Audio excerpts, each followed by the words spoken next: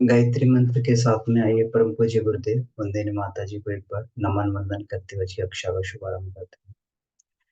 ओम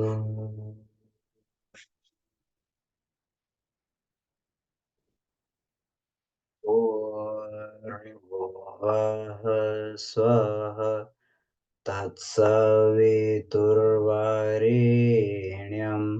भर्गो देवस्य धीमहि धियो यो नः प्रचोदयात्। आप सभी को प्रणाम। आज की प्रातःकालीन वेला में आप सबका हार्दिक अभिनंदन है।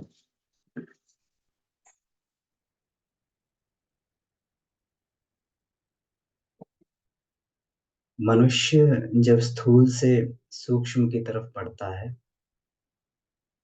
तो उसके आगे अनेक आयाम खुलने लगते हैं। शरीर भी शरीर की यात्रा भी जब स्थूल से सूक्ष्म की तरफ होती है तो जिस शरीर को ये माना जा रहा था कि ये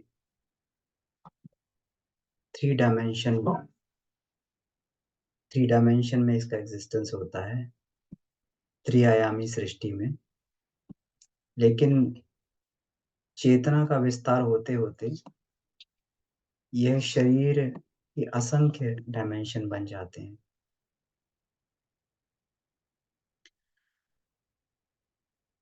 यह शरीर तीन शरीरों में भी इसको देखा जा सकता है।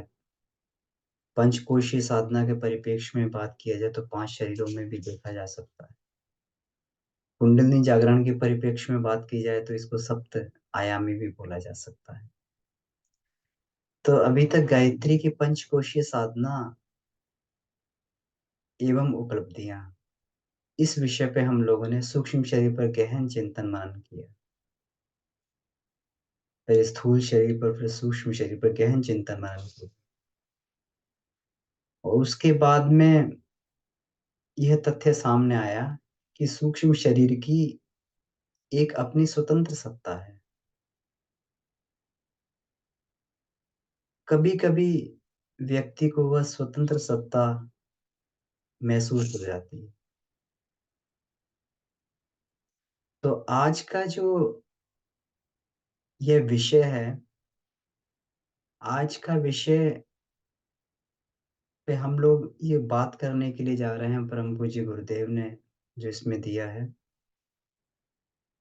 ये इसको प्रमाणित करने का विषय है। बहुत सारे ऐसे प्रमाण हमारे इतिहास में, भारत भूमि पर, विदेशों में बहुत सारे ऐसे प्रमाण उपलब्ध हैं जिससे ये कहा जा सके कि सूक्ष्म शरीर का एक स्वतंत्र अस्तित्व होता है।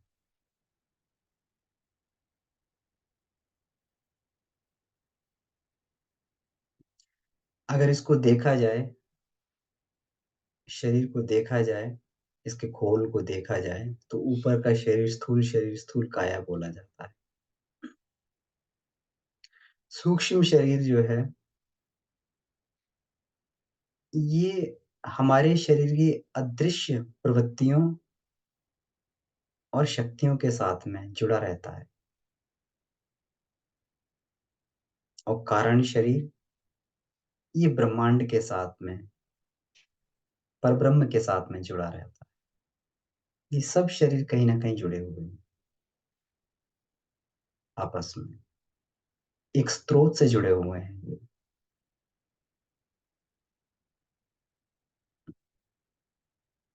कहते हैं कि हमारे इसमें ये घटना आती है कि आद्य गुरु शंकराचार्य जब परिव्रज्या कर रहे थे तो परिव्रज्या करते समय उन्होंने अनेक विद्वान से शास्त्रार्थ किए। तो ऐसे में ही इसी क्रम में उनका शास्त्र जब मंडन मिश्र से हुआ, तो मंडन मिश्र जो है वेद के प्रकांड ज्ञाता थे, कर्मकांडी थे। वो कर्मकांड में विश्वास रखते थे और शंकराचार्य वेदांती थे, अद्वैत में विश्वास रखते थे, अपने अंदर ही सब कुछ है, अपनी आत्मा में सब कुछ है। तो जब ये शास्त्रार्थ चलने लगा, तो इस शास्त्रार्थ में जो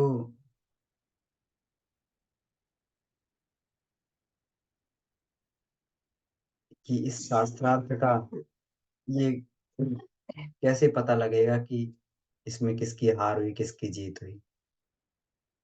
तो निर्णयकर्ता के रूप में मंडन मिश्र की पत्नी भारती देवी ने इस उपाधि को, इस पदवी को ग्रहण किया।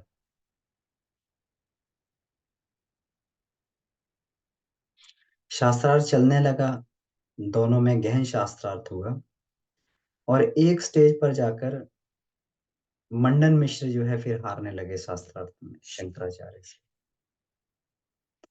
जब हारने लगे तो भारती देवी ने देखा कि उनके पति हार रहे हैं, तो आदिगुरु शंकराचार्य से कहा कि अभी, क्योंकि पति और पत्नी दोनों एक ही व्यक्तित्व हैं, तभी मंडन मिश्र की हार नहीं हुई, आपको मुझसे भी शास्त्रार्थ करना पड़ेगा। भारती देवी ने मोर्चा संभाला। भारती देवी ने आचार्य शंकर से काम विद्या पर बहुत सारे जटिल प्रश्न पूछे, और वहां पर वो सन्यासी,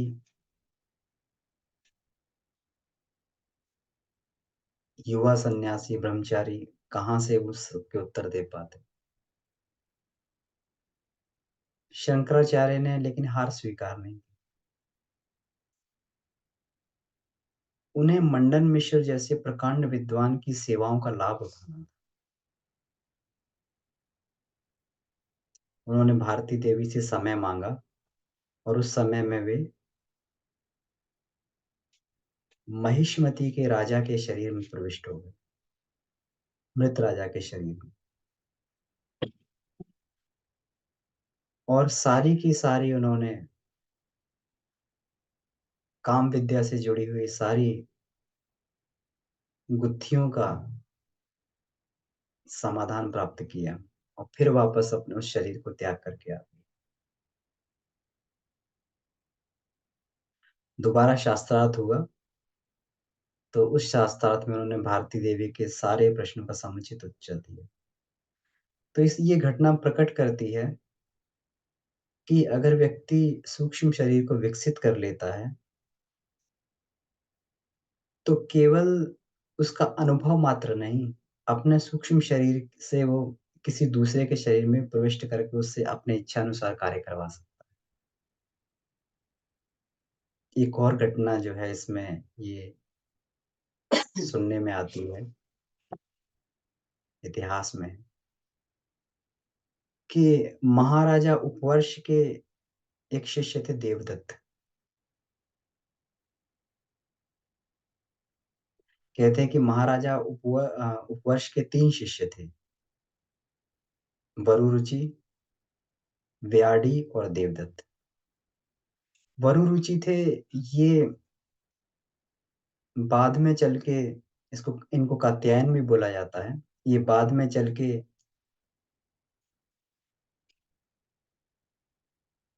चंद्रगुप्त के महामंत्री बने।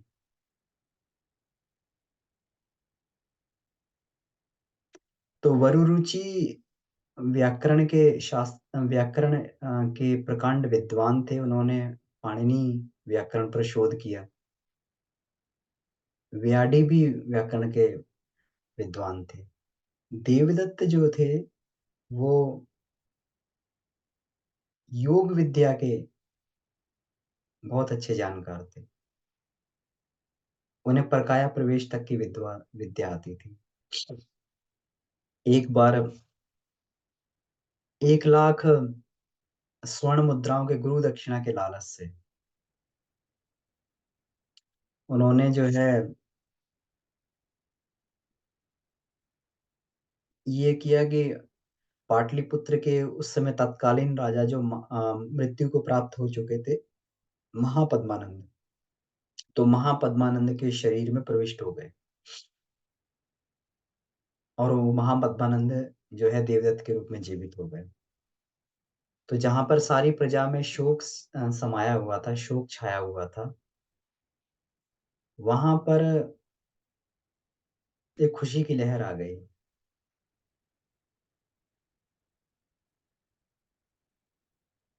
और उस खुशी की लहर के बीच में जो उनके मंत्री थे, शक्टार, वो बहुत ही बुद्धिमान थे। उन्होंने देख लिया कि ये जो है महापद्मानंद नहीं है। जब उसके गुण कर्म विचार पर जब उन्होंने ये देखा, गहन दृष्टि डाली, तो ये महापद्मानंद नहीं है, ये कोई और है। जब उन्होंने खोजबीन की तो उन्हें पता लग गया कि ये तो देवदत्त का किया हुआ है सब, और देवदत्त ही सी उस काया में है। तो उसमें महापद्मानंद ने ये निश्चय किया कि कुछ भी हो, देवदत्त को महापद्मानंद को, शक्टार ने निश्चय किया कि महापद्मानंद को इसी इसी शरीर में जीवित रखा जाए।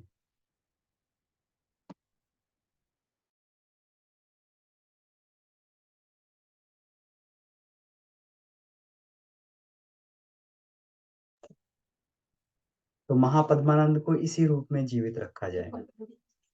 तो उन्होंने अपने विश्वास पात्र, क्योंकि उस समय पाटलिपुत्र पर जो है युद्ध का आक्रमण होने वाला था, और जो सिकंदर था वो पुरु को हराकर और झेलम को पार कर चुका था, और फिर आगे का युद्ध पाटलिपुत्र से ही होना था। और उस समय सैनिकों का मनोबल, सिपाहियों का मनोबल बना रहे, तो शक्टार ने ये कहा कि महापद्मानंद को इसी रूप में जीवित रहना पड़ेगा। तो उन्होंने अपने विश्वास पात्र सैनिकों से कहा कि फटाफट जहां पर भी जाओ, देखो कि देवदत्त का शरीर जहां पर भी हो, उस शरीर का तुरंत दाह संस्कार कर दो। तो सैनिक गए और उन्होंने देखा, तो उनके मित्र व्याडी जो थे उसकी रक्षा कर रहे थे शरीर की। तो उन व्याडी के विरोध करने पर भी जो है उसका शरीर का दाह कर दिया, और जो है देवदत्त चाहकर भी फिर उस शरीर से बाहर नहीं निकल पाए, उसी महापद्मानंद के वेश में ही रहे। तो बहुत सारी अपने इतिहास में ऐसी घटनाएं हैं जहां पर सूक्ष्म शरीर ने स्वतंत्र रूप से काम किया है। और ये केवल भारतीयों का दर्शन नहीं है, इसको विदेश के लोग भी इसको महसूस करने लगे।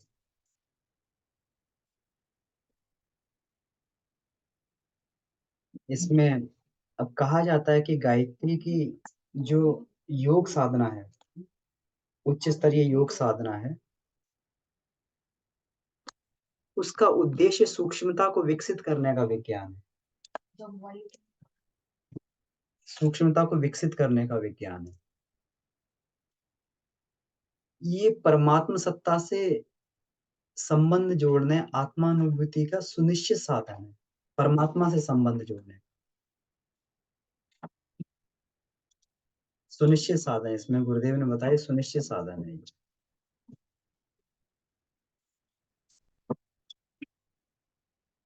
अब भले ही इसमें गायत्री को उच्च स्तरीय साधना में भले ही थोड़ा कठिन हो, क्योंकि गायत्री साधना का एक यह रहता है, एक इसमें यह प्रारंभिक शर्त रहती है कि बिना आत्मिक परिष्कार के इस साधना में प्रगति नहीं होती। तो जो पहला ही इसमें कार्य होता है वो आत्म नियंत्रण का, आत्म सुधार का, आत्म परिष्कार का होता है। ये प्रक्रिया कठिन जरूर है, लेकिन इसके परिणाम सुनिश्चित होते हैं। हो सकता है कि किसी और पद्धति के माध्यम से परिणाम जो है तत्काल प्राप्त हो जाए, जल्दी मिल जाए, लेकिन गायत्री साधना जो है एक ऐसी साधना है, इसकी उच्च स्तरीय साधना, कि इसके जो है परिणाम सुनिश्चित होते हैं, मिलते ही हैं। हो सकता है देर से मिले। अब क्योंकि रास्ता कठिन रहता है, कठिनाइयों भरा रास्ता, आत्म परिष्कार का रास्ता जो है क्षुरस्य धारा का रास्ता बोला गया है। तो ये क्षुरस्य धारा है, तो इस क्षुरस्य धारा पर क्योंकि ये कठिनाइयों का रास्ता है और बड़ा ही रूखा-सूखा रास्ता है। तो साधक को जीवन में कभी भी उसके जीवन नीरसता ना आए, साधना के चलते हुए। तो उसको जो है कुछ न कुछ रिद्धियाँ-सिद्धियाँ मिलती रहती हैं। तो ये भी परकाया प्रवेश की सिद्धि, दूसरे की मनस्थिति को जानने की सिद्धि, सूक्ष्म शरीर से घूमने की सिद्धि, ये सारी सिद्धियाँ जो धीरे-धीरे साधक को अपने आप इसी साधना से प्राप्त होती रहती। एक माइलस्टोन के रूप में कि इतने माइलस्टोन को हमने ये कर लिया। अब विदेश में भी, दुनिया भर में भी ये शोध चल रही हैं, जब ये महसूस किया गया भारतीय दर्शन तो इसको पहले से ही स्वीकार करता है, कि स्थूल का और सूक्ष्म का अलग-अलग अस्तित्व है। लेकिन अब भारत में नहीं विदेशों में भी इसकी खोज चलने लगी। एक ऑक्सफोर्ड यूनिवर्सिटी में साइकोफिजिकल रिसर्च सेंटर है। साइकोफिजिक्स में बहुत जो है ये अभी ये चल रहा है। तो इसमें जो पैरा साइकोलॉजी है, परामनोवैज्ञानिक विज्ञान है, इस पर काफ़ी शोध हुआ है। ये जो मनोवैज्ञानिक हैं, इन्होंने एस्ट्रल ट्रैवल पे बहुत सारे शोध किए हैं। तो वहाँ के संस्थान प्रमुख हैं डॉक्टर चार्ल्स एम क्रीरी। हम लोग कई बार हम लोग जो है जब ये चर्चा करते हैं कि भारतीय दर्शन के अनुसार कि ये आत्माएँ होती हैं, ये अलग-अलग जन्म लेती हैं, सूक्ष्म रूप से प्रेत के रूप में, देवता के रूप में, पितर के रूप में आत्माएँ घूमती रहती हैं। तो बहुत सारे लोग ये कहते हुए मिलते हैं कि ऐसा कुछ नहीं होता है, ये कुछ नहीं है। लेकिन विदेशों में अब इसके प्रमाण मिलने लगे। वो लोग बड़ा ही सिंसियरली इस चीज़ पर खोज कर रहे हैं कि एस्ट्रल ट्रैवल क्या होता है? सूक्ष्म शरीर से क्या यात्रा भी की जा सकती है? तो वहाँ के जो चार्ल्स एम केरी हैं, तो उन्होंने ये कहा कि सामान्य मनुष्यों में 10% मनुष्य ऐसे होते हैं, जो सूक्ष्म शरीर का अनुभव कर पाते हैं। कम से कम 10% लोग ऐसे होते हैं, जो सूक्ष्म शरीर का अनुभव कर लेते हैं। और ये अनुभव किस माध्यम से प्राप्त होता है? ये अनुभव उस माध्यम से प्राप्त होता है जब स्थूल शरीर गहन निद्रा में चला जाता है। स्थूल शरीर गहन निद्रा में चला जाता है, गहन शांत मनस्थिति में रहता है, तो उस समय जो ये अनुभव मिलते हैं। बहुत सारे लोगों के जीवन में ऐसी घटनाएँ जो हैं, या तो कोई एक्सीडेंट हो जाता है, दुर्घटना हो जाती है, या फिर ऑपरेशन हो रहा होता है जिस समय पेशेंट को एनेस्थीसिया दिया जाता है। ऑपरेशन के समय में ये घटनाएँ ये जो प्रकट होती है। जिस समय स्थूल शरीर गहन निद्रा में चला जाता है। हम लोग भी कई बार हम लोगों ने महसूस किया होगा कि जिस समय शरीर बहुत अधिक थका हुआ हो, बहुत अधिक थका हुआ हो और बहुत अधिक थका हुआ हम लोग लेट जाते हैं। तो उस समय जो है शरीर को कोई भी उस समय ये नहीं रहता, कोई भी बाहर से बिल्कुल उसका जो है स्थूल शरीर का बाहर से बिल्कुल एकदम संपर्क टूट जाता है। तो सूक्ष्म शरीर उस समय जो घूमना चालू कर देता है। और कई बार तो हम कुछ ही क्षणों में कई-कई जन्मों की यात्राएँ सूक्ष्म शरीर से कर लेते हैं, क्योंकि सूक्ष्म शरीर की स्पीड जो है बहुत तेज़ होती है। मन की स्पीड जो है ये स्पीड ऑफ लाइट से भी तेज़ होती है, इसलिए वो भविष्य में भी जाता है, वर्तमान में भी जा रहता है और पास्ट में भी चला जाता है। भूतकाल की दृश्य जो है भूतकाल के कई दृश्य कई जगह ऐसी-ऐसी दिखाई देती हैं जहाँ पर हम कभी गए नहीं लेकिन दिखाई देती हैं। कई बार जो है भविष्य काल के दृश्य जो भविष्य में घटनाएँ घटने वाली हैं, वो मनुष्य देख लेता है। तो चार्ल्स एंड क्रीरी ने कहा कि इस समय ऐसी घटनाएँ जो है बहुत दिखाई देती हैं। इस समय जो है ये बहुत सारी घटनाएँ हम लोगों ने अपने जीवन में हमारे यहाँ जो है आस-पास में भी हमने घटते हुए हम लोगों ने देखी हो। इसी में जो है एक कहते हैं कि अम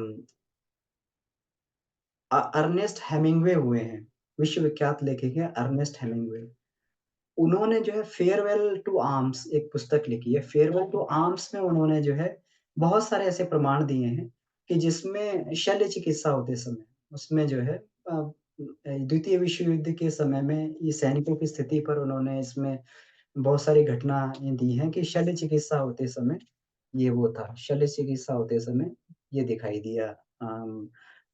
किसी को अपना शरीर शल्य चिकित्सा होते दिखाई दिया। तो जब एनेस्थीसिया दिया जाता है, उस समय शरीर तो बिल्कुल एकदम जो है इस अवस्था में पहुँच जाता है, लेकिन माइंड उस समय काम करता रहता है और व्यक्ति जो है इसको महसूस करता रहता है। बहुत सारे लोगों को दिखाई देता है, बहुत सारे लोगों को जो है उसमें दिखाई देता है कि उनका शरीर बाहर आया और उन्होंने देखा कि इसमें जो है ये शरीर का ऑपरेशन हो रहा है। अपने शरीर के ऑपरेशन को देख रहे हैं और बाहर की आवाज़ों को सुन रहे हैं, लेकिन जो है स्थूल शरीर पे कोई भी इस तरीके की एक्टिविटी नहीं हो रही। तो तांत्रिक जो विशेषज्ञ होते हैं, वो इस बारे में बताते हैं, तांत्रिक विशेषज्ञ, कि स्थूल और सूक्ष्म के बीच में एक एक पतला-सा सूत्र जुड़ा रहता है। जब सूक्ष्म शरीर इसमें से निकल जाता है, तब भी एक पतली डोरी से जो है, एक सूक्ष्म सूत्र से वह स्थूल शरीर से बंधा रहता है। और जब मृत्यु हो जाती है, तो वो सूक्ष्म डोरी टूट जाती है, तब जो है सूक्ष्म शरीर जो है, वो एकदम स्वतंत्र हो जाता है। अन्यथा जब तक ये है, जब तक स्थूल जब तक जीवित है मनुष्य, तब तक स्थूल और सूक्ष्म के बीच में एक डोरी बंधी रहती है। एक सूक्ष्म सी डोरी बंधी रहती है, पतला-सा धागा।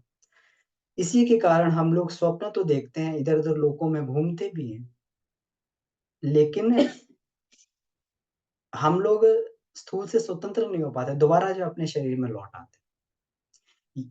दोबारा शरीर में लौट आते हैं और हमारा जो है अपना इसलिए इस पर आधिपत्य भी नहीं होता है, क्योंकि हम लोग जो है सूक्ष्म शरीर से स्थूल शरीर से इतना अधिक हम लोग जुड़े होते हैं कि कभी उसके अस्तित्व को भी महसूस नहीं कर पाते हैं कि इसका एक स्वतंत्र अस्तित्व होता है।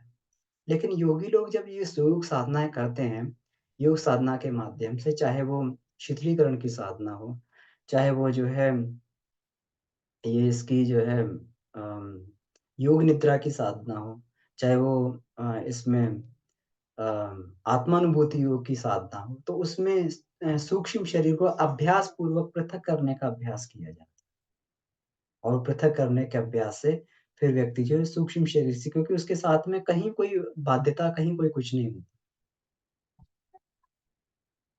और वो शरीर की तकलीफ़ों से भी दूर होता है। ऐसे ही जो है एक और घटना का जो है इसमें ये किया गया। एक पुस्तक है 25th मैन। 25th मैन एक जेल में के एक व्यक्ति की कहानी है। इसको जो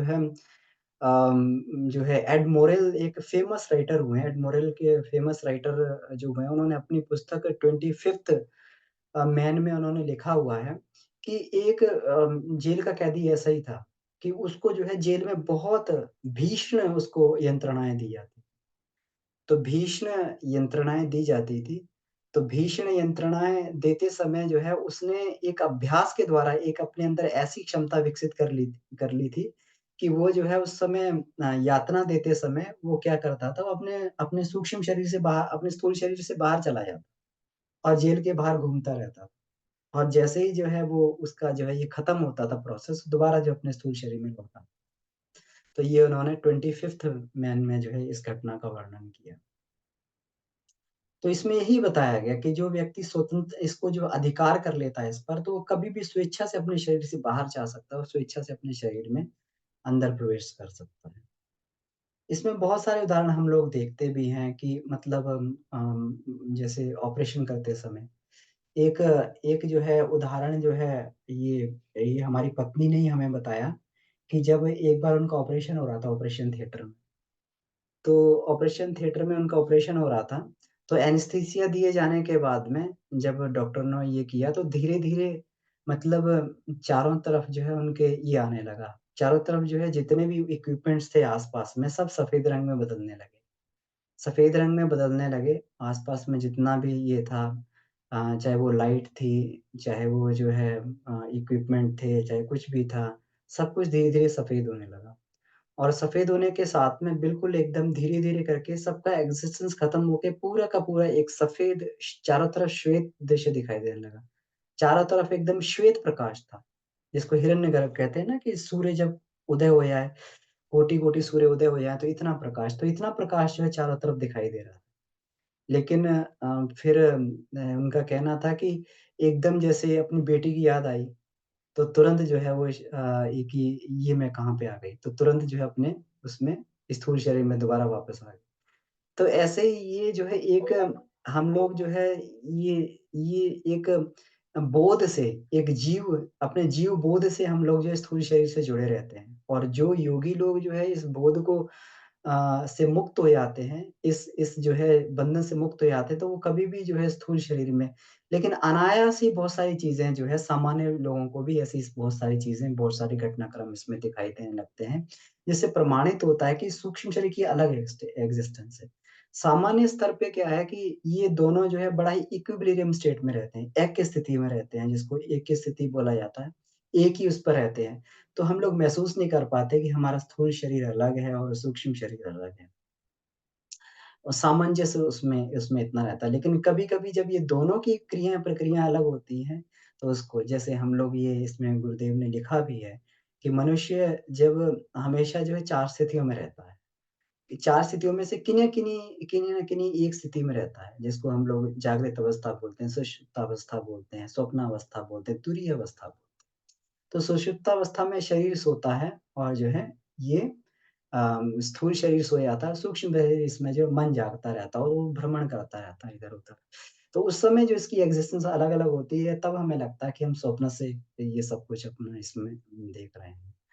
तो ये हमारा जो है क्योंकि ये पंचभौतिक जो हमारा सृष्टि है, पंचभौतिक जो शरीर है और जो ये सत, रज, तम जो संसार होता है, इसमें इतनी गहन आसक्ति होने के कारण हम क इसमें इतना हो जाते हैं, स्थूल बंदरों में इतना बंध जाते हैं कि हमें इसका ध्यान नहीं रहता है कि हमारे अंदर एक सूक्ष्म सत्ता है और सूक्ष्म सत्ता को अगर विकसित किया जा सके, उसमें इतने अ, भगवान ने बीज रूप में इतनी उसमें जो है ये दे दी हैं, इतनी महत्वपूर्ण हमें हम लोगों को उसमें इतनी संपदाएँ दी हैं, विभूतियाँ दी हैं कि अगर उनको विकसित कर लिया जाए तो मनुष्य की शक्ति असंख्य गुना हो जाए। मनुष्य की शक्ति मनुष्य की जो है इसमें असंख्य गुना हो जाती है। फ्रांस के एक राइटर हुए हैं फ्रांस के राइटर हुए हैं दी मोपामसा। उन्होंने अपने जो है संस्मरण में उन्होंने एक बात कही कि जब वो मतलब लिखा करते थे, तब उनके सामने जो है एक आत्मा आकर बैठ जाती थी, एक उच्च स्तरीय आत्मा आके बैठ जाती थी और फिर वो जो लिखवाती थी वही लिखते रहते थे और उनकी जो है जो ये होती हैं बड़े उच्च स्तर की उन्होंने जो है अपने जीवन में ये कृतियाँ लिखी।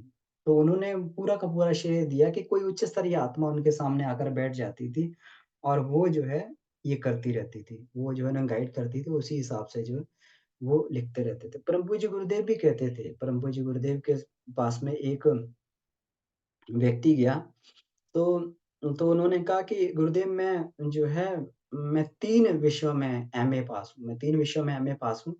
तो आप कहें तो आपको पूरा दिन आप लिखते हैं तो थक जाते हैं, तो आप कहें तो मैं आपका स्टेनो बन सकता हूँ। मैं स्टेनो बन सकता हूँ, आप जैसा कहेंगे मैं वैसा लिखता रहूँगा, आप बोलते रहिए मैं लिखता रहूँगा। तो परम पूज्य गुरुदेव ने कहा कि बेटा इससे पहले एक और व्यक्ति मेरे जो है पास में आया था, वो 5 विषय का एमए था और वो भी यही बात कह रहा था जो तुम बता रहे हो। लेकिन तुम जानते नहीं हो कि मैं जो है मैं भी किसी और का स्टेनो हूँ। तुम मेरे स्टेनो बनना चाहते हो लेकिन मैं भी किसी और का स्टेनो हूँ। वो मुझे बोलता है, मैं लिखता हूँ और अगर वो मुझे बोलेगा मैं तुम्हें बोलूँगा तो क्रम टूट जाएगा। तो पूज्य गुरुदेव जो है जब लिखा करते थे बहुत ही घसीटू राइटिंग इतनी स्पीड में लिखते थे, बहुत घसीटू राइटिंग लिखते थे। बहुत कम लोग जो है उसको कभी-कभी पुराने लोगों ने उन पत्रों को भी पढ़ा हो परम पूज्य गुरुदेव के तो बहुत कम लोग उसको समझ पाते। तो उनको जो है सूफ़ी शरीर से जो है चाहे वो वेद माता गायत्री हों, चाहे दादा गुरु हों, चाहे वो ऋषि मुनि हों, उनको सूक्ष्म शरीर से आके गाइडेंस देते रहते थे और लिखवाते रहते थे। ये था भारतीय ऋषि मुनियों का दर्शन, कि जो सूक्ष्म शरीर स्थूल शरीर छूट जाने पे उनकी सत्ता समाप्त नहीं होती थी। वो सूक्ष्म शरीर से असंख्यों गुना काम करते। परम पूज्य गुरुदेव ने कहा कि मैंने इसीलिए सूक्ष्म शरीर की साधना की है। पंचीकरण जब उन्होंने ये जो की थी सूक्ष्म शरीर की सूक्ष्मीकरण साधना की थी, तो उन्होंने कहा कि मैं साधना इसीलिए कर रहा हूँ कि मैं ये शरीर को छोड़ने के बाद में मुझे बहुत बड़ा कार्य करना है और इतना बड़ा कार्य करना है पूरे अभी तो मैं बहुत सारे अभी मेरे इतनी मतलब इसकी स्थूल शरीर की लिमिटेशंस हैं। इसकी जो है अपनी सीमाएँ हैं। इस सीमाओं के चलते हुए ना तो मैं ज़्यादा लोगों से मिल सकता हूँ, ना बात कर सकता हूँ, लेकिन सूक्ष्मीकरण के माध्यम से मैं एक ही बार सैकड़ों लोगों से, हज़ारों लोगों से, लाखों लोगों से बात कर सकता हूँ। मुझे इतना अपना जो उतने गुना अस्तित्व को बढ़ाना होगा, तभी युग परिवर्तन जैसा महान कार्य संभव हो सकता है। तो परम पूज्य गुरुदेव ने अपने सूक्ष्म शरीर को सूक्ष्मीकरण साधना से विकसित किया और ये कोई और साधना नहीं थी, यही साधना थी जिसके बारे में हम लोग पढ़ रहे हैं, जिसके बारे में हम लोग समझ रहे हैं और जो साधना हम लोग कर रहे हैं। गायत्री की पंचकोशीय विद्या, गायत्री की पंचकोशीय साधना। इससे उन्होंने जो है 5:5 5 के ऊपर 5, 5 के ऊपर 5 इतना जो है अपने शरीर को विकसित कर लिया और परम पूज्य गुरुदेव एक समय हज़ारों शरीर बनाकर अपने ये काम कर सकते थे और किया भी उन्होंने। बहुत सारे ऐसे योगी हमारे भारत में बहुत सारे ऐसे योगी हुए हैं जिन्होंने इसका स्वतंत्र प्रमाण दिया है इस शरीर का। इसमें आदि योगी इनको कहा जाता है। नाथ नाथ संप्रदाय के आदि योगी जो मत्स्येंद्र नाथ थे। तो मत्स्येंद्र नाथ जो है गोरखनाथ के गुरु थे। तो कहा जाता है कि उनका भी मत्स्येंद्र नाथ जो है अपने एक बार शरीर को स्थूल शरीर को छोड़कर और उसकी रक्षा का भार जो गोरखनाथ को देकर और फिर जो है वो कहीं पर अपने उसमें शोध क्रम में अपना जो है वो चले गए। तो उसकी उनकी जो है ये गोरखनाथ उनके शरीर की रक्षा करते थे। तो नाथ संप्रदाय में भी ये जो है ये बड़ा ही इसमें ये रहा है कि जो योगी होते थे बड़ी आसानी से अपने शरीर का परिवर्तन सूक्ष्म शरीर से कहीं पे भी टहल सकते थे और आसानी से इसका जो है सूक्ष्म शरीर का परिवर्तन कर लेते थे। इसमें जो है तो ये पूरे का पूरा एक गूढ़ विज्ञान है और हम सभी लोगों को इसमें ये करना भी चाहिए और जैसे-जैसे व्यक्ति गायत्री साधना की तरफ आगे बढ़ता है, उसकी सूक्ष्म दृष्टि विकसित होने लगती है। वो और सूक्ष्म से उसको प्राण जो है अपने अंदर उसको प्राण अपने अंदर बहता हुआ दिखाई देता है। वो उसको प्राण जो है अपने अंदर ये स्थूल शरीर से पृथक उसको अपने प्राण की सत्ता नज़र आने लगती है। उसको लगता है कि ये स्थूल शरीर तो केवल एक ये है, केवल एक एक साधन मात्र है, इसको चला कोई और रहा है। इसको हमारा प्राण का शरीर चला रहा है, प्राणिक बॉडी चला रही है। इसको हमारी हमारी जो है ईथरिक बॉडी चला रही है, इसको हमारी एस्ट्रल बॉडी चला रही है, इसको हमारी कॉस्मिक बॉडी चला रही है।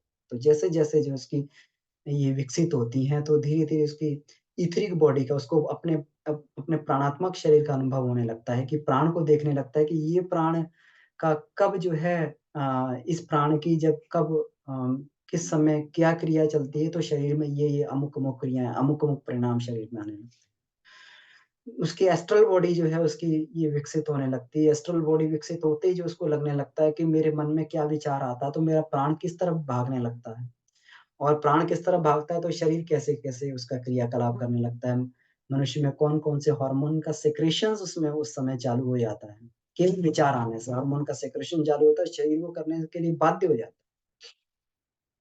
उसकी दृष्टि जो है फिर वैचारिक वैचारिक शरीर के रूप में अपने आप को देखने लगता है और फिर और आगे बढ़ता है तो कॉस्मिक बॉडी जो है, कॉस्मिक बॉडी के रूप में जो है अपने शरीर को जो भावनात्मक कि मैं मैं शरीर भी नहीं हूँ, विचार भी नहीं हूँ, भावनाओं के रूप में अपने आप को देखने लगता हूँ। लेकिन मुझे ये सब चलाने वाली है मेरी भावना ही है। किस प्रकार है हृदय में कौन-सी उमंगें, कौन-सी भावनाएँ, कौन-सी आस्थाएँ उठ रही हैं जो इस विचार को भी दिशा देने वाली है और ऊपर बढ़ता है तो इसके भी ऊपर जो है उसको फिर ये दिखाई देता है कि मेरे ऊपर भी एक जिसको बोलते हैं कॉज़ल बॉडी बोला जाता है। कॉज़ल बॉडी इसके ऊपर इसको गवर्न कर रही है। क्या?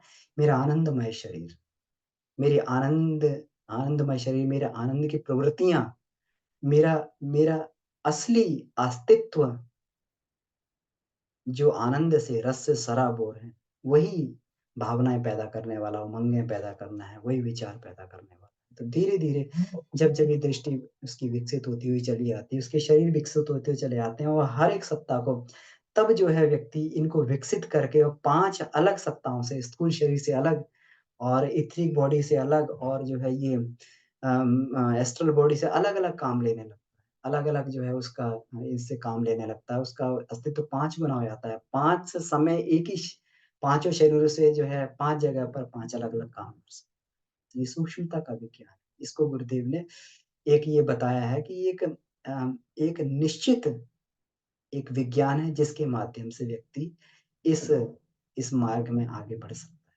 सूक्ष्मता की तरफ आगे बढ़ सकता है, अपनी सूक्ष्म शक्तियों को विकसित कर सकता है। अपने उन परमात्मा ने जो मनुष्य को शक्तियाँ दी हैं, परमात्मा चाहते हैं कि मनुष्य उनको विकसित कर सके।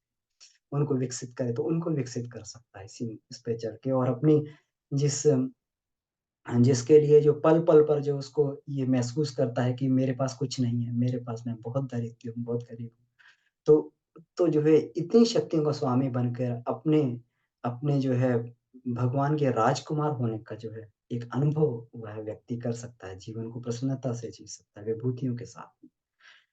तो ठीक है, तो आज की चर्चा को हम लोग यहीं पर समाप्त करते हैं और अ, इसमें कुछ कहीं प्रश्न बनता हो या कोई अनुभव इसमें बनता हो तो इस पे हम लोग चर्चा कर सकते हैं। जी।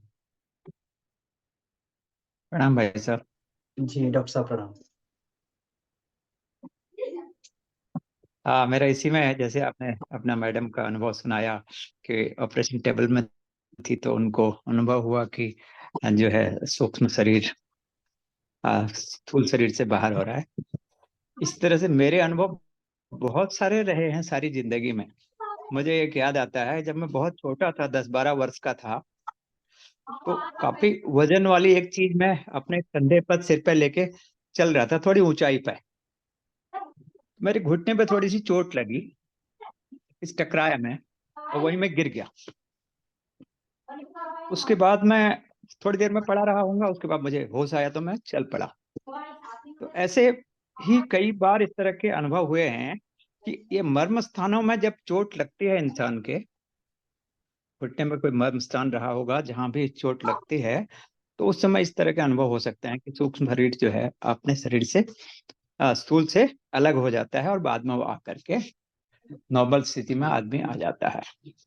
यही जो प्रक्रिया है ये ऑपरेशन टेबल पे होती होगी, यही और भी जिस तरह के हैं। लेकिन लेकिन ये एक भाई साहब, इस पे एक प्रश्न मेरा ये है कि आत्मा का हाँ, ये एक और मैं बताऊंगा कि इसी तरह से हमारे, मैं 25-30 वर्ष पहले ये ब्रह्म कुमारी संस्था के योग मेडिटेशन वाले से जुड़ा था। उन वो लोग जो अभ्यास कराते हैं कि शरीर को हमने छोड़ दिया और परमात्मा से मिलने के लिए हम जा रहे हैं, तो ये अनुभव कई बार हुआ है कि शरीर अपना लेटा हुआ है और आत्मा जा रही है और परमात्मा से, बिंदु स्वरूप आत्मा से परमात्मा से मिल करके वापस आ रही है।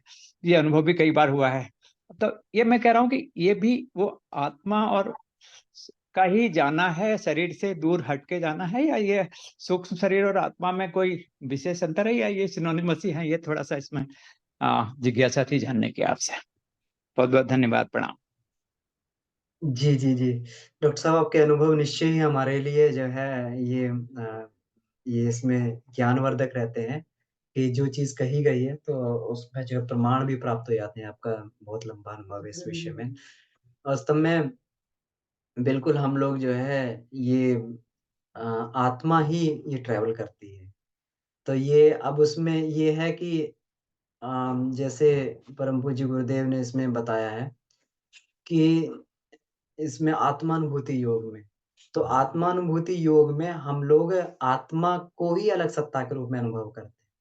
तो सूक्ष्म शरीर का बाहर जाने का मतलब ही है कि ये आत्मा, लेकिन अब डिफरेंस उसमें ये होता है वो उस समय जीवात्मा होती है। जीवात्मा का मतलब ये हो गया कि एक जीव के बंधन के रूप में वो स्थूल शरीर से जुड़ी हुई है। तो वो आत्मा ही, जीवात्मा ही जो है वो अलग-अलग जगह पे है, क्योंकि ये आत्मा से ही सारे शरीरों का अस्तित्व रहता है, भले ही वो कारण शरीर हो, भले ही वो सूक्ष्म शरीर हो, भले ही वो हो। तो आत्मा नहीं रहेगी तो शरीर का कोई अस्तित्व नहीं है। तो आत्मा से ही सभी शरीरों का अस्तित्व रहता है, तो आत्मा ही ये सूक्ष्म शरीर का रूप धारण करके अलग-अलग आयामों में, तो ये अलग-अलग आयाम है, अगर वो भावनात्मक आयाम में है तो कारण शरीर के आयाम में, अगर वो जो है इसमें वैचारिक आयाम में है तो ये सूक्ष्म शरीर के आयाम में है। तो ये आत्मा ही जो है ये शरीर से बाहर निकल कर भ्रमण करती है। लेकिन इसमें परम पूज्य गुरुदेव ने बताया कि तब भी जो एक एक स्थूल शरीर से उसकी आसक्ति जुड़ी रहती है। और जब तक वो आसक्ति जुड़ी रहती है, तब तक वो जो शरीर में आवागमन उसका बना रहता है। और जब ये शरीर से आसक्ति टूट जाती है, तो उस समय जो इसीलिए जब एक्सीडेंट होते हैं या भयानक या कोई वो होते हैं, तो उस समय जब आत्मा की आसक्ति जब उसे लगता है कि ये बिल्कुल अब ये शरीर हमारे लायक नहीं रहा, तो फिर जो है उस शरीर की आसक्ति टूटने से वो जो है वो टूट जाता है, फिर वो वहाँ से मुक्त हो जाती है। तब जो है वो उसको लगता है कि शरीर अलग पड़ा हुआ है और ये अलग पड़ा हुआ है। इसलिए एक्सीडेंट के समय में और ऑपरेशन थिएटर के समय में ये अनुभव बहुत कर दिखाई देते हैं। तो डॉक्टर साहब ये आत्मा ही है जो शरीर से निकल कर जो है अलग-अलग ट्रैवल करती है। जी।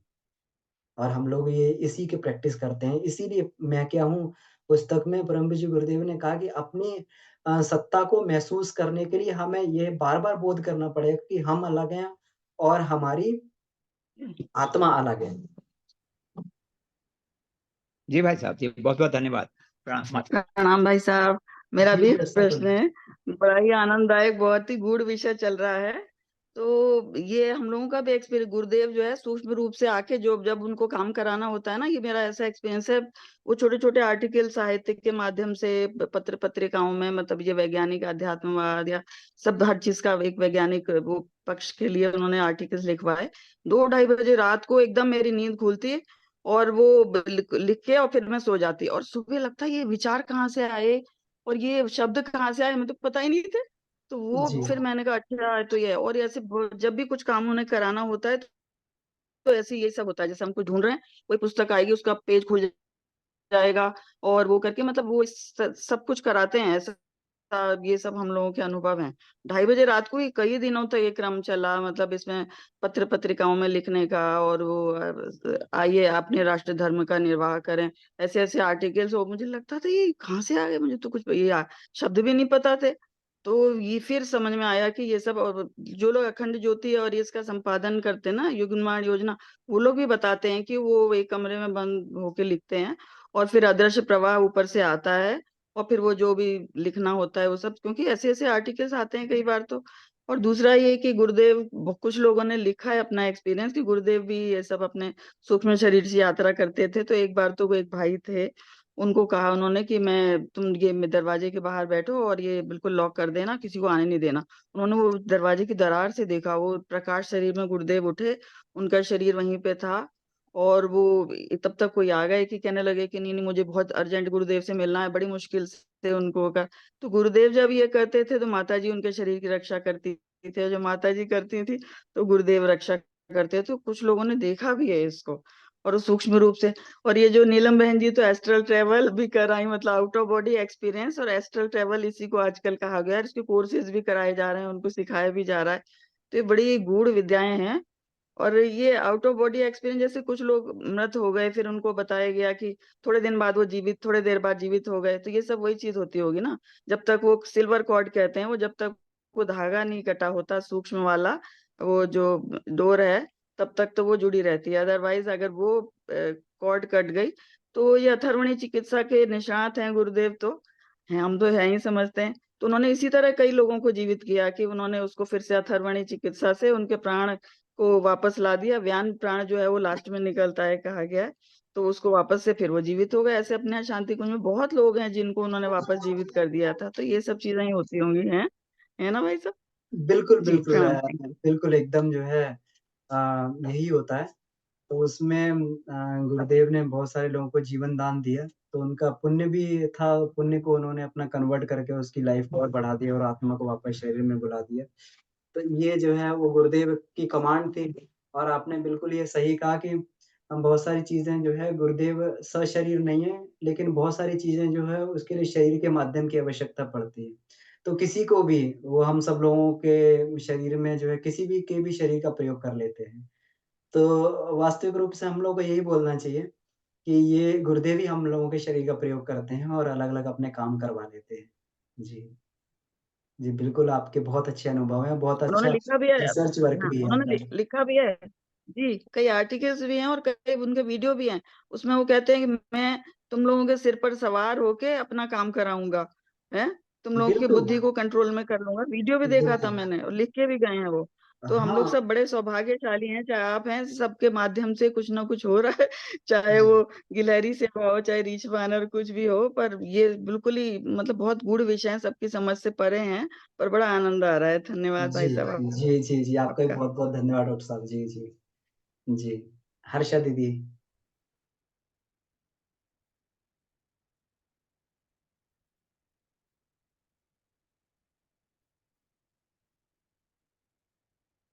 हाँ दीदी, आप म्यूट पे हैं अभी, अनम्यूट कर लीजिए अपने आप को। हेलो। जी हेलो आदित्य भैया। जी जी जी। भैया प्रणाम। भैया मैं भी अपना अनुभव शेयर करूंगा। जैसे दीदी हाँ बता रही थी ना बताइए बताइए। कि अखंड ज्योति का वही पन्ना खुल जाता है, तो मेरे जीवन में कितनी बार समस्या है, मतलब कितनी बार, एक बार नहीं कितनी बार आध्यात्मिक समस्या जिसका प्रश्न का जवाब नहीं मिलता। तो फिर हम अखंड ज्योति, कोई भी अखंड ज्योति रखा रहता, उसको खोलते तो वही पेज खुलता, सीधा वही पेज जो मेरी समस्या है। अब मैंने कितनी बार अनुभव किया। एक बार तो ये अनुभव ऐसा है कि मेरा स्वास्थ्य बहुत खराब हो गया और उस समय मैं ये नवरात्रा चल रहा था, तो साधना कर रहा था, तो मुझे साधना हो ही नहीं पा रहा था। तो गायत्री मंदिर में बैठे हुए थे, मुझे लगा कि इस बार साधना नहीं हो पाएगा, बहुत स्वास्थ्य खराब है। तो एक बहुत पुराना सा खंड जो थी गायत्री मंदिर में रखा हुआ था, मोतेरी गायत्री मंदिर में, उसमें वही पेज खुला जिसमें गुरुदेव बताते हैं कि आत्मा और शरीर को कैसे अलग करते हैं। आत्मा अलग है, शरीर अलग है। एक पूरा प्रवचन जो मेरी स्थिति है उसी पे थी। और आत्मा और शरीर को आप अलग कर लेते हैं तो फिर पीड़ा नहीं होता। और जब मैंने अखंड ज्योति पढ़ लिया तो मुझे चीजें थोड़ी बहुत समझ में आ गई। उसके बाद मैंने लगातार 1 डेढ़ घंटा बैठ के माला, 1 घंटा मैंने बैठ के माला जपा था, या 45 मिनट। तो ये अनुभव है। और मुझे लगता है कि, मुझे भी लगता है कि गुरुदेव समय समय पर मदद करते हैं आके। बिल्कुल बिल्कुल भैया, आपका बिल्कुल ठीक अनुभव है। गुरुदेव समय पे प्रेरणा देके, और जो है हमें, यही सविता का गुण होता है। जी यही ये अनुभव था भैया। जी जी भैया। जी हर्षा दीदी। प्रणाम भैया। दी प्रणाम। प्रणाम भैया।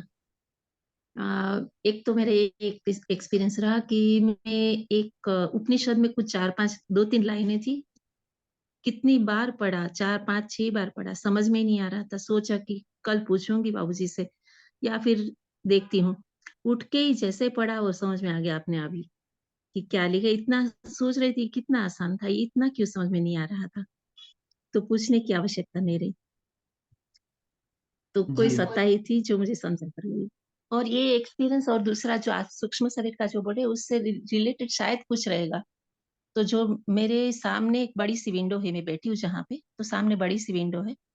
तो वहां पे मैंने 1.5 फीट की एक सूटकेस पड़ी है, या एक फोटो भी पड़ी है, मतलब ट्रांसपेरेंट नहीं है। सूटकेस भी ट्रांसपेरेंट नहीं होती है, ना ही फोटो रहती है। तो उसको मैं दिन के सूर्य प्रकाश में जब आधी खुली आंख से देखती हूँ ना, तो दोनों गायब हो जाते हैं। और उसकी जगह पे जो पीछे बिल्डिंग के जो पाइप्स रहते हैं या विंडो की जो लकड़ियां रहती है, वो दिखाई देती है। ना ही वो उस विवेकानंद का फोटो दिखाई देता है जो उसके पीछे टहलिया है, वो दिखाई देती है। मतलब वो बिल्कुल फोटो चली जाती है और सूटकेस भी चली जाती है। और उसके ऊपर पीछे की जो बिल्डिंग की जो भी है डिजाइन्स, डिजाइन्स तो नहीं है, वो पाइप्स से, तो वो दिखाई देते हैं। तो वो क्या हो सकता है, मतलब वो उसका मतलब क्या होता है? लेकिन सूर्य के प्रकाश में ही होता है, रात को नहीं होता है वो। आधी खुली आंख से देखते हैं तब होता है। जी जी।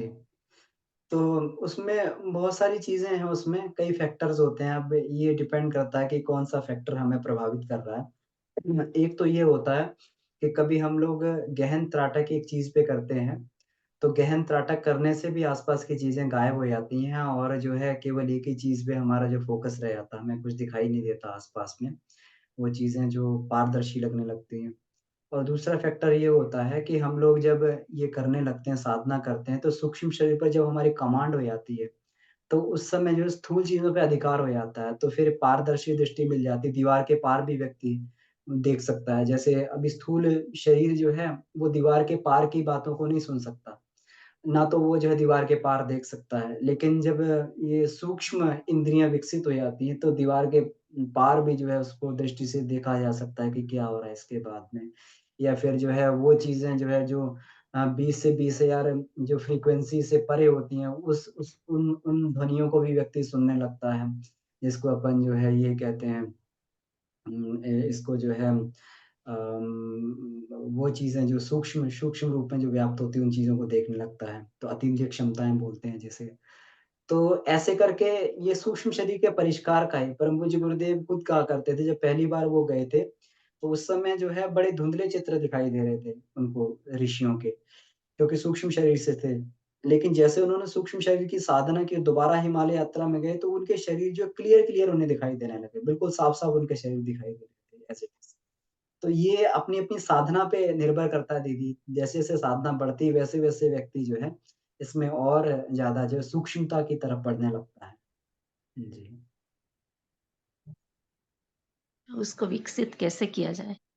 ध्यान के उसको जो है ध्यान और यौगिक साधनाओं के माध्यम से अभी इसमें अपन ने चर्चा की कि जो गायत्री की पंचकोशी साधना है, ये सूक्ष्मता का ही विज्ञान है। इसमें कठिनाई ज़रूर है, रास्ता ज़रूर कठिन है। कठिनाइयाँ भी हैं इसमें, लेकिन इसमें आत्म सुधार, आत्मोत्कर्ष की जो प्रक्रिया है, उसी के माध्यम से इसमें जो है हमें आगे बढ़ना है। और इसी को अब पार करते-करते इसमें इसमें ये दिया भी है परम पूज्य गुरुदेव ने कि जैसे-जैसे इसमें आगे व्यक्ति की आत्मिक उपलब्धियाँ बढ़ती चली जाती हैं, तो दूसरे के मनोभाव को जानना, दूसरों को प्रभावित करना, है ना? दूसरों से अपना काम करवा लेना। तो इस तरीके की सिद्धियाँ जो है अतीन्द्रिय क्षमताएँ, विज्ञान में कोश में अतीन्द्रिय क्षमताएँ प्रकट होने लगती हैं। व्यक्ति को जो अतीन्द्रिय क्षमताएँ इसमें प्रकट होने को लगती हैं। जब गुरुदेव ध्यान करवाते हैं ना, तो बोलते हैं कि मतलब विज्ञानमय कोश में कि दीप्ति, तो दीप्ति का अर्थ है श्रद्धा भक्ति, दीप्ति का अर्थ जो है दिव्य दृष्टि, दीप्ति का अर्थ अतीन्द्रिय क्षमता। तो ये सारी क्षमताएँ जो विज्ञानमय कोश की साधना में अपने आप धीरे-धीरे विकसित होने लगती हैं व्यक्ति लेकिन मतलब कठिन तो आप कितनी बार बोले बहुत कठिन है, लेकिन कठिन तो बिल्कुल नहीं है, बहुत अच्छा लगता कठिन इसलिए है। बहुत कठिन उनके लिए होता है कि जिनका जो है नयनाभ्यास है। जब व्यक्ति वही अभ्यास करने लगता है, अब कोई पुरुष व्यक्ति जो भोजन ना बनाया तो उसके लिए रोटी बनाना बड़ा कठिन होगा, आटा लगाना बहुत कठिन होगा, है ना? वो बनाएगा तो क्या कहते हैं रोटी बनाते हुए उसको जो है कभी ऑस्ट्रेलिया, कभी इंडिया का नक्शा बनेगा। लेकिन जब उसी चीज़ को अभ्यास कर लिया जो हमारी माताएँ-बहनें होती हैं, कितना सरल होता है उनके लिए, फटाफट जो है 15-20 मिनट में खाना पूरा बन के जी, रेडी हो जाता है। जी। तो ये अभ्यास के द्वारा जिस चीज़ को भी हम लोग कल बनाते मैंने हैं सोचा सरल हो कि जाती है। जी। जी, जी। कल मैंने सोचा कि चलो 10-15 मिनट पिक्चर टीवी देख लेती हूँ, लेकिन वो कठिन लगा एक्चुअली। उससे हाँ, बेटर था कि मैं उपनिषद पढूँ या फिर बिल्कुल। हाँ, वो कठिन लग कठिन रहा था कि क्यों ये मगजमारी में हम पड़े? क्या दिखा रहे हैं वो हाँ, हमको क्यों देखना है? कठिन वही चीज़ लगती है तो जिसमें मन अभ्यस्त नहीं वो और होता है। कठिन लगता है। हाँ, मन को जिस चीज़ का अभ्यस्त जी, बना लिया जाए, दुनिया में कुछ भी कठिन नहीं होता है। केवल मन को जिस चीज़ का अभ्यस्त बना लिया जाए, वो चीज़ जो है सरल लगने लगती है और मन जिस चीज़ का अभ्यस्त नहीं, वो चीज़ कठिन होती है। बस इतना ही बेसिक सा डिफरेंस होता है। हुँ। भैया और क्या ये ये जो मुझे दिख रहा है वो प्रकाश रहता है तभी दिखता है, लेकिन रात को अंधेरे में नहीं दिखता है, वो खाली प्रकाश के टाइम ही दिखता है। वो सूटकेस गायब होके उसके पीछे का जो दृश्य है, वो हुँ, उसके हुँ, ऊपर हुँ। दिखता है। हाँ, तो लेकिन रिफ्लेक्शन होती है, प्रकाश के प्रकाश की टाइम ही दिखता है। रिफ्लेक्शन है। जितनी भी स्थूल चीज़ें हैं, प्रकाश की रिफ्लेक्शन के कारण ही दिखाई देती हैं। अब उसमें डिपेंड करता है ना, ये भी जो दिखाई दे रहा है, तो आपको कोई भी चीज़ दिखाई दे रही है, तो ये प्रकाश रिफ्लेक्ट हो रहा है। जब कोई लाल रंग दिखाई दे रहा है, तो इसका मतलब ये है कि वो चीज़ लाल रंग को रिफ्लेक्ट कर रही है, बाकी सब चीज़ को एब्ज़ॉर्ब कर ले रही है। तो रिफ्लेक्शन जो है, सारी वस्तुएँ हम प्रकाश की उसमें देख पा रहे हैं, तो इसका मतलब यही है कि मतलब उसमें अब डिपेंड करता है कि हमारी स्थिति क्या है, हमारे अंदर कौन-सी चीज़ ऐसी जागृत हो गई कि जो हम उसको पारदर्शी भी देख पा रहे हैं, ये बराबर, सारी जी। बराबर। और जब आगे जाते तब पता चलेगा जी, थोड़ा जी, बिल्कुल, शायद। बिल्कुल। भाई साहब क्या ये एक चीज ये क्या है भक्ति मार्ग से भी ये अतीन्द्रिय क्षमताएं जागृत हो सकती हैं? जैसे एक उनका डॉक्टर प्रणब पंड्या जी का वीडियो मैंने देखा था, कीर्तन से कुंडलिनी जागरण। तो भक्ति वाले भी हमने देखे हैं, कई बार उनको सबकी चीजें जान जाते हैं एकदम। जैसे गुरुदेव पढ़ लेते थे, वो तो कई तरह के मार्ग थे उनके। तो उसमें क्या लिखा है, गुरुदेव ने क्या बताया, भक्ति मार्ग से भी ये सब चीजें पाई जा सकती हैं क्या? एक्चुअल में देखिए ज्ञान योग, कर्म योग और भक्ति योग अलग-अलग नहीं है वास्तव में, ये एक स्टेजेज़ हैं एक्चुअली। जैसे हाँ मतलब हाँ हाँ। हम लोग जब ज्ञान योग में बढ़ते हैं हम लोग, जब हमें कोई चीज़ की जानकारी हुई, तो वो चीज की जानकारी तब तक जानकारी बनी रहती है, अनुभव में नहीं आती जब तक उसके लिए कर्म ना किया जाए। तो कर्म करना पड़ता है उसके लिए। तो ज्ञान और कर्म के जब समन्वय स्वरूप जब दोनों मिक्स हो जाते हैं, तब व्यक्ति के अंदर ये भक्ति मार्ग तब प्रकटीकरण होता है। तब उसे लगता है कि मैं तो जिस उद्देश्य के लिए आया मुझे यो भी पूरा करना चाहिए। तब वो जो है ईश्वर के परायण होके फिर उसकी अपनी सारी चीजें, भक्ति का मतलब हो गया कि अपनी कोई इच्छा ना रहना, दूसरे की इच्छाओं को पूरा करना। यही भगवान की सच्ची भक्ति है। तो उस समय जो है वास्तव में ये परिपक्वता, भक्ति मार्ग जो होता है, ये ज्ञान और कर्म का ही परिपक्व स्वरूप है। जब ये पक जाते हैं तो भक्ति के रूप में प्रकट होते अरे वाह, थैंक यू, बहुत बहुत धन्यवाद। हैं। जी, जी, जी। जी। तो ठीक है, समय हो गया और चर्चा भी बहुत अच्छी रही हाँ, हमारी सब लोगों की। जी, जी, जी। बहुत आनंद है। जी, तो इसी के साथ में आज की कक्षा को हम लोग यहीं समाप्त कर सकते हैं। आप सभी का बहुत-बहुत धन्यवाद। आप सभी लोग, हम सभी लोग जो है इसी प्रकार एक-दूसरे के अनुभव से आगे बढ़ते रहें। परम पूज्य गुरुदेव वंदनीय माता जी से ऐसी प्रार्थना है। सभी को बहुत-बहुत आभार, प्रणाम, शांति पाठ। ओम शांति, शांति, शांति। समाप्त। सभी को प्रणाम। धन्यवाद। जी, प्रणाम मोहन भैया।